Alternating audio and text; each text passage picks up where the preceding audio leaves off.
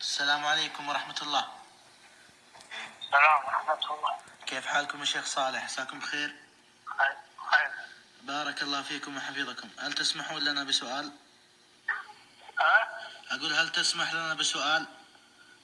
نعم. بارك الله فيكم وجزاكم الله خير. شيخنا أحسن الله إليكم، هناك بعض الأخطاء يا شيخ والمخالفات يعني.